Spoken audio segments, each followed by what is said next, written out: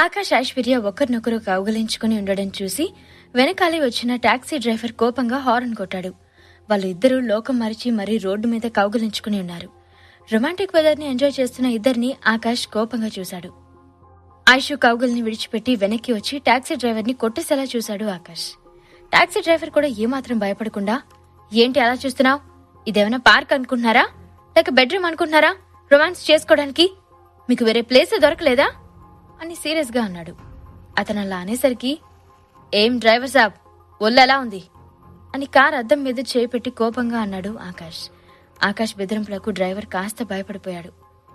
కానీ తనని గద్దించినందుకు ఆకాష్ని ఏడిపించాలనుకున్నాడు. బాణపొట్టతో నెరసిన జుట్టుతో 50 ఏళ్ల వయసు ఉన్న ఆ డ్రైవర్ ఐశ్వర్యని పైనుంచి కింద దాకా అదోలా చూశాడు. మళ్ళీ ఆకాష్ వంక చూసి, ఏమ్మా ఎంత ముద్దుగా ఉన్నావు, నీకిలాంటి వాడితో ఏం పని అని ఆకాష్ కుళ్ళుకునేలా అన్నాడు ఆ డ్రైవర్. హలో హలో, ఏమంటున్నారు అంకుల్? She my wife. నాతో ఉండక ఇంకా ఎవరితో ఉంటుంది అని గుర్రుగా చూశాడు ఆకాష్. నీకు వైఫా? కలికాలం, ఏం చేస్తాం? సరే బండెక్కండి. ఈ అమ్మాయి అందానికి 7 సముద్రాలు దాటి ఏ గ్రీకు వీరుడో వచ్చి ఎగరేసుకుపోవాలి. నీకు బానే ఉందమ్మా అదృష్టం అని అనగానే ఐశ్వర్య తెగ నవ్వేసింది. ఉసి, ఏంటే ఆయన నన్ను అంతలా అవమానిస్తుంటే నువ్వింతలా ఎంజాయ్ చేస్తున్నావు అని అలిగినట్టు ఫేస్ పెట్టి టాక్సీ ఎక్కి కూర్చున్నాడు. ఇదిగో డ్రైవర్ అన్నా, ఈ జన్మకి నాకు ఈ గ్రీక్ వీరుడే ఈయన. ఏం చేస్తాం, లైఫ్ అంతా అడ్జస్ట్ అవ్వక తప్పదు అని ఆకాష్ని మరింత ఉడుక్కునేలా చేస్తూ నవ్వించింది. అబ్బా సాయిరామ్, నన్ను బెదిరించినందుకు నా ఈగో సాటిస్ఫై అయింది అని మనసులోనే అనుకున్నాడు. వెనకాల కూర్చుని వాళ్ళిద్దరూ ఒకరి మీద ఒకరు ఉడుక్కుంటున్నట్టు చూసిన డ్రైవర్, సరే సరే, మీ గొడవ సంగతి తర్వాత ఇంత పొద్దున్నే ఎక్కడికి వెళ్తున్నారు అని లో గొంతుతో అడిగాడు. అదిగో ఎదురుగా కొండ కనిపిస్తుంది కదా, ఆ కొండ మీదున్న పవిత్ర మ్యాన్షన్ కి తీసుకెళ్లాలి అని అడ్రస్ వివరించి చెప్పాడు ఆకాష్. ఏంటి సార్, ఇప్పుడు అక్కడికి వెళ్లడానికి మనకి అనుమతి ఉండదు. అది పెద్ద పెద్ద కన్స్ట్రక్షన్స్ జరుగుతున్నాయి. మహా బిజినెస్ మెన్లు ఇక్కడ విల్లాలు కొనుక్కున్నారు. దాని పక్కనే టూరిజం డెవలప్మెంట్ జరుగుతుంది అని అక్కడికి వెళ్లడం కుదరదు అన్నట్టు చెప్పాడు డ్రైవర్. లేదు డ్రైవర్ అన్నా, నేను ఆ కొండపైకి ఆ పవిత్ర మ్యాన్షన్స్ దగ్గరికి వెళ్ళాలి అని మళ్ళీ రెట్టించి చెప్పాడు ఆకాష్. అక్కడ పర్మిషన్ ఉండదు అంటే మీకు అర్థం కావట్లేదు? సరే, నాది పోయేదేముంది, నేను తీసుకెళ్తానులే, నా ఛార్జెస్ నాకు ఇస్తే చాలు అని బండి స్టార్ట్ చేశాడు డ్రైవర్. టాక్సీ స్టార్ట్ అయింది, కానీ బయట చిన్నగా వర్షం పడ్డం మొదలైంది. ఆకాష్కి ఇవాళ చాలా హ్యాపీగా ఉంది. ఐశ్వర్య ఇంత ఆనందంగా ఉండడం చూస్తూ అతని గుండె పొంగిపోయింది. జీవితాంతం సంతోషంగా చూసుకోవాలని, దానికోసం దేనికైనా చేయడానికి సిద్ధంగా ఉండాలని ఆకాష్ మనసులోనే అనుకున్నాడు.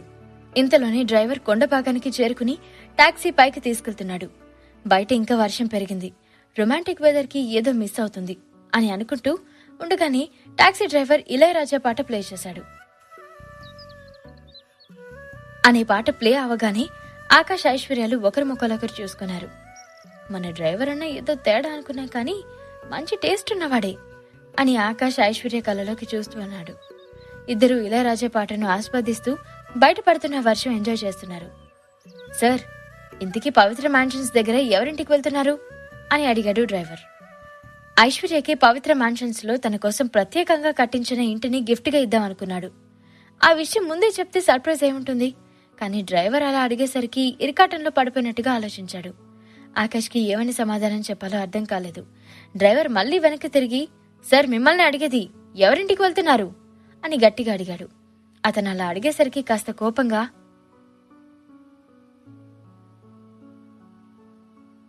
డ్రైవర్ అన్నా, మీరు మాటికి వెనక్కి తిరిగి డ్రైవ్ చేయకండి, అసలే ప్రమాదం.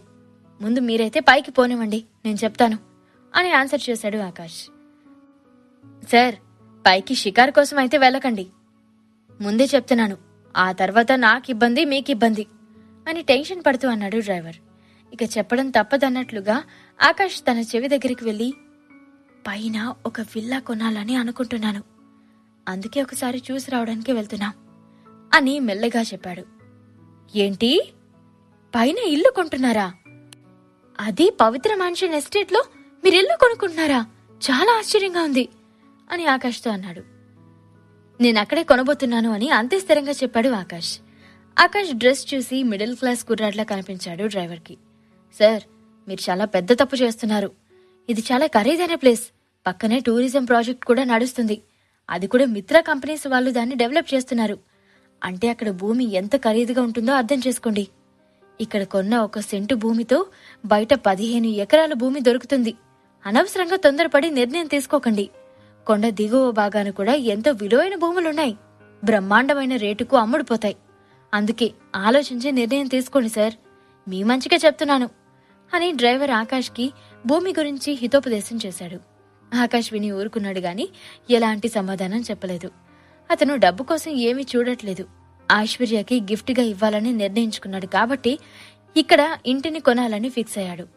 మీరు ఎంత చెప్పినా సరే నేను అక్కడే ఇంటిని కొనాలని అనుకుంటున్నాను అని చెప్పాడు డ్రైవర్కి. సార్, మీ మంచిగా చెప్తున్నాను. కొండపైన ఉన్న పవిత్ర మ్యాన్షన్ ఎస్టేట్లోని ఇళ్లకి మా వీధిలో ఉండే పెద్ద పెద్ద ఇళ్లకి తేడా ఉండదు. అక్కడంత డబ్బు కట్టే కంటే కింద ప్రశాంతంగా కట్టుకోవచ్చు. ఇంకా అక్కడ నిర్మాణం కూడా నాసిరకంగానే ఉంటుంది. అంత గొప్పగా ఏమి ఉండదు అని చెప్పుకుంటారు సార్ అని మళ్ళీ చెప్పాడు డ్రైవర్. ఆకాష్కి డ్రైవర్ మాటలకి అతని కన్సర్న్కి ముచ్చటేసినా పెద్దగా పట్టించుకోలేదు. డబ్బులు సౌకర్యాల గురించి కాదు, ఐషుకి అందమైన విల్లా ఇవ్వాలి అనుకున్నాడు. అంతకుమించి ఇంకేం లేదు. ఐశ్వర్య వీళ్ళ మాటలు పట్టించుకోకుండా కారులోంచి ఆ కొండ ప్రాంతాన్ని విస్మయంగా చూస్తూ ఎంజాయ్ చేస్తూ ఉంది. ఇంతసేపు వర్షంలో తడవడం వల్ల ఆమె బట్టలు ఇంకా తడిగానే ఉన్నాయి.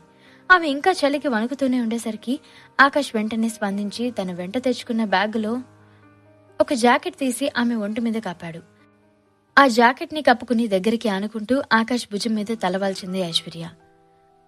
Akash, thanks for the gift. It's a beautiful day అని మళ్ళీ చెప్పింది ఐశ్వర్య. నేనింకా గిఫ్ట్ ఇవ్వలేదు ఐషు. ఇంతసేపు మేం మాట్లాడుకుంటున్న మాటలు నువ్వు విన్నట్టున్నావు. పైన నీకు గిఫ్ట్ ఉంది. కొండపైన నీకు ఒక అద్భుతమైన విల్లా అనుకుంటున్నాను. అదే నేను నీకిచ్చే అసలు బర్త్డే గిఫ్ట్. నేనంతకన్నా గొప్పగా ఏమీ ఇవ్వలేనేమో అనుకుంటున్నాను. అవును కదా, నువ్వే చూసి చెప్పాలి అని ఐశ్వర్యని చూస్తూ చెప్పాడు ఆకాష్. ఆకాష్ చెప్పిందంతా వింటుంది కానీ సమాధానం చెప్పలేకపోయింది ఐశ్వర్య. అతన్ని మరింత దగ్గరగా తీసుకుని హగ్ చేసుకుంది. ఆకాష్ తన కోసం ఏదైనా చేస్తాడని ఐశ్వర్యకు తెలుసు కానీ ఇక్కడ ఇల్లు కొనాలని ఎప్పటినుంచి అనుకుంటున్నాడో అర్థం కాలేదు. ప్రత్యేకంగా ఇవాళే బర్త్డే రోజు ఇవ్వాలంటే ఎన్ని రోజుల ముందు నుంచి అతను ప్లాన్ చేసుకున్నాడోనని ఆలోచించింది. నిన్న ఐశ్వర్య తల్లి పద్మావతి అన్న మాటలను గుర్తు చేసుకుని తనకి చూపించడానికి ఏమైనా గిఫ్ట్ తీసుకుంటున్నాడేమో అని అనుకుంది. నిన్న అన్నరాని మాటలు అని ఆకాష్ని బాధపెట్టింది పద్మావతి. ఆకాష్ని పెళ్లి చేసుకోవడం దురదృష్టమని నానా మాటలు అంది. అందుకే ఆమె కోసమైనా ఐశ్వర్యని ఎంత ఆనందంగా చూసుకుంటాడనేది చూపించడానికైనా ఇది తీసుకుంటున్నాడేమో అని మనసులోనే అనుకుంది. ఆకాష్ చూపిస్తున్న ప్రేమకి, కేరింగ్కి మనసులోనే థ్యాంక్స్ చెప్పుకుంది ఐశ్వర్య. ఆకాష్, ఐశ్వర్యలు వాళ్ళ ప్రేమను అద్దంలోంచి చూస్తున్న డ్రైవర్కి ముచ్చటేసింది. సార్, మీది చూడ ముచ్చటైన జంట. ఎన్నిసార్లు గొడవపడినా జీవితాంతం తిరిగి కలిసుంటారు. ఒకరినొకరు విడిచిపెట్టి అస్సలు ఉండలేరు. మీరెప్పటికీ విడిపోలేరు అని డ్రైవర్ ఆకాష్, ఐశ్వర్యాల జంటని పొగుడుతూ అన్నాడు. ఎలా చెప్తున్నావు మా గురించి? మేం ఖచ్చితంగా విడిపోమని ఎలా అంటున్నావు అని ఆకాష్ కావాలని డ్రైవర్కి ప్రశ్న వేశాడు. ఈ టాక్సీలో ఈ రోజు 100 మందిని గమనిస్తూ ఉంటాను. మనుషుల మనస్తత్వాలు ఆ మాత్రం అంచనా వేసే శక్తిని ఆ భగవంతుడిచ్చాడు. నేను చూసిన జంటలో మీదే ఉత్తమమైన జంట, బెస్ట్ కపుల్ అని డ్రైవర్ ఆకాష్ని పొగుడుతూ అన్నాడు. ఇద్దరూ ఆ మాటకి ముసిముసిగా నవ్వుకున్నారు. డ్రైవర్ కార్ నడుపుకుంటూ మెల్లగా ముందుగా ఒక విల్లా దగ్గర చేరుకున్నాడు. మొదట కనిపించిన విల్లాని చూడగానే డ్రైవర్ కార్ ఆపి ఆకాష్ని చూస్తూ, బాబూ, మనం వచ్చేసాం, దిగండి అని చెప్పాడు. ఆకాష్ చిన్నగా నవ్వుతూ, మనం కొనాలనుకున్న విల్లా ఇది కాదన్నా, పైన ఉంది, టాప్ ఆఫ్ ద మౌంటైన్, అక్కడికి తీసుకెళ్ళండి అని గర్వంగా చెప్పాడు ఆకాష్. ఆకాష్ కాన్ఫిడెన్స్ కి డ్రైవర్ కూడా ఆశ్చర్యపోయాడు. బాబూ, నువ్వు నాతో జోక్స్ వేయట్లేదు కదా అని ఆ డ్రైవర్ కొంత అనీజీగా అన్నాడు. ఆ కొండపైనున్న ఆ విల్లా ఏరియా ఒక ప్రైవేట్ ప్రాపర్టీ. అది కొనేందుకు కానీ అమ్మడానికి కానీ పెట్టలేదు. ఆ ప్రాపర్టీ ఓనర్లకి మాత్రమే అక్కడికి వెళ్ళడానికి పర్మిషన్ ఉంటుంది. అండ్ మన కారుని అసలు అలౌ చేయరు. అండ్ అలాగే ఆ విల్లాని అమ్మడానికి కూడా పెట్టింది కాదు అని నిరాశగా చెప్పాడు ఆ డ్రైవర్. మీరు ఏమీ ఆలోచించకుండా పైకి తీసుకెళ్ళండి అన్నా అని ఆకాష్ మరింతగా ప్రౌడ్గా చెప్పాడు. డ్రైవర్ టాక్సీని స్టార్ట్ చేయకుండా అలాగే ఉండిపోయాడు. ఏమైందన్నా? ఆ పైనున్న విల్లాని నేను ఇక్కడికి రాకముందే కొనేశాను అని సర్ప్రైజింగ్ గా చెప్పాడు ఆకాష్. అంత విలువైన విల్లాని ఆకాష్ కొన్నాడంటే డ్రైవర్ కి నమ్మకం కుదరట్లేదు. గట్టిగా గాలి పీల్చుకుని, మంచి జోక్ వేశావు బాబు. ఆ పైనున్న విల్లా ఏం కర్మ, మొత్తం కొండనే కొనేశానని చెప్పు. నమ్మడానికి నేను వెర్రివాడ్లా కనిపిస్తున్నాను కదా అని సీరియస్ అయ్యాడు డ్రైవర్. ఆ కొండ కింద నుంచి పై వరకు మొత్తం 10 విల్లాలున్నాయి. ఆ విల్లాలున్న ప్రదేశాన్ని బట్టి దానికి ఒక్కో రేటు ఉంటుంది. కింద ఉన్న వాటికి 5 కోట్లు ఉంటే ఆ పైనున్న వాటికి 10 కోట్లు చొప్పున రేటుంది. ఇక కొండ చెట్టు చివర ఉన్న విల్లా మాత్రం పవిత్ర మ్యాన్షన్స్ అధినేత గోవిందరాజులు కేవలం తన కోసం మాత్రమే ప్రత్యేకంగా కట్టుకున్నాడు. ఎవరు వచ్చినా అమ్మడానికి వీల్లేదని ముందు నుంచే చాలా మందికి చెప్తూ వచ్చాడు. కానీ పవిత్ర మ్యాన్షన్స్ అధినేత గోవిందరాజులు మాత్రం కేవలం ఆకాష్ అడిగాడని కొండ చెట్టు చివర ఉన్న విల్లాను అతనికి కాస్త తక్కువ ధరకి ఇచ్చాడు. వీటన్నిటితో పోలిస్తే ఆ పైనున్న విల్లా రేటు ఎక్కువ ఉంటుంది. దాదాపు 50 కోట్ల వాల్యూ చేసే ఆ విల్లాని ఆకాష్ కోసం ఇచ్చేశాడు గోవిందరాజులు. ఈ విషయం తెలియని డ్రైవర్కి మాత్రం ఆకాష్ చెప్తున్నదంతా కల్లబొల్లి మాటలు అని అనుకున్నాడు. అతను ఎంతసేపు కార్ స్టార్ట్ చేయకపోయేసరికి, ఏమైంది బ్రదర్, కార్ ఎందుకు ఇంకా స్టార్ట్ చేయలేదు అని అడిగాడు ఆకాష్. నేను కార్ స్టార్ట్ చేయను, మీరే కార్ దిగి వెళ్ళండి. మీరు చెప్పే మాటలు నమ్మి ఇంత దూరం వచ్చాను. ఇంకా పైకి వెళ్తే నాకే ప్రాబ్లం అని అన్నాడు. ఆకాష్కి కార్ దిగి అక్కడి నుంచి నడుచుకుంటూ వెళ్లడం ఈజీనే. కానీ తను ఐశ్వర్య గురించి ఆలోచించాడు. ఐశ్వర్య ఈ మధ్య గాయాల నుండి కోలుకుంది. ట్రీట్మెంట్ అయ్యాక ఇప్పుడిప్పుడే ఆమె ఆరోగ్యం కుదుటపడుతుంది. ఇప్పుడు ఈ కొండపైకి ఎక్కడం అంటే కాస్త రిస్క్తో కూడుకున్నది. ఆమెను జాగ్రత్తగా తీసుకుని వెళ్లాలని డ్రైవర్ అడిగిన వెంటనే కిందకి దిగలేకపోయాడు. మీకు నమ్మకం లేకుంటే నమ్మకండి, కానీ మీరు కొండపైకి తీసుకెళ్ళండి. కొండపైకి తీసుకెళ్తే మీకు నేను మొత్తం ఛార్జెస్ కింద 5,000 ఇస్తాను అని చెప్పాడు ఆకాష్. 5,000 అని ఆశ్చర్యంగా చూశాడు ఆ డ్రైవర్. ఈ ప్రపంచంలో ప్రేమతో కొనలేని దాన్ని కూడా డబ్బుతో కొనొచ్చనే విషయం ఆకాష్కి బాగా తెలుసు. అందుకే ఇలా 5,000 ఇస్తానని చెప్పాడు. అవును, నువ్వు విన్నది నిజమే, 5,000 ఇస్తున్నాను అని తన పర్సులో నుండి డబ్బులు తీసి అతన్ని చేతికిచ్చాడు. 5,000 అంటే తను 4-5 రోజుల సంపాదన. అందుకే పైకి వెళ్లేందుకు ఒప్పుకున్నాడు డ్రైవర్. కానీ బ్రదర్, సెక్యూరిటీ గార్డ్ ఆపితే మాత్రం నేను దీనికి డబ్బులు చార్జ్ చేస్తాను, గుర్తుపెట్టుకోండి. ఎందుకంటే పైకి వెళ్లడం ఎంత డేంజరో మీకు తెలీదు అని అన్నాడు డ్రైవర్. మీరేం టెన్షన్ పడకండి బ్రదర్, సెక్యూరిటీ సంగతి, విల్లా సంగతి నేను చూసుకుంటాను అని చెప్పాడు ఆకాష్. అతను ఇచ్చిన ధైర్యంతో పైకి తీసుకెళ్లాడు డ్రైవర్. సెక్యూరిటీ ఆకాష్ని చూసి కార్ని ఆపలేదు. నిజానికి ఆ సెక్యూరిటీ సరిగా పట్టించుకోలేదు. కార్ లోపలికి వెళ్ళగానే అమ్మయ్య అని ఊపిరి పీల్చుకున్నాడు డ్రైవర్. కానీ ఈ కార్ లోపలికి రావడం చూడగానే దూరం నుంచి కొంతమంది రౌడీలు పరిగెత్తుకుంటూ వస్తున్నారు. అది గమనించిన డ్రైవర్కి గుండె ఆగినంత పనైంది. ఓరి నాయనో, 5,000కి కక్కుర్తిపడి నా ప్రాణం మీదకి తెచ్చుకున్నాను అని భయపడిపోయాడు డ్రైవర్. చూస్తూ ఉండగానే ఆ రౌడీలు కోపంగా ఆ కారు మీదకి దూసుకొచ్చారు. ఈ ప్రశ్నలకు సమాధానాలు తెలుసుకోవాలంటే నెక్స్ట్ ఎపిసోడ్ వినాల్సిందే.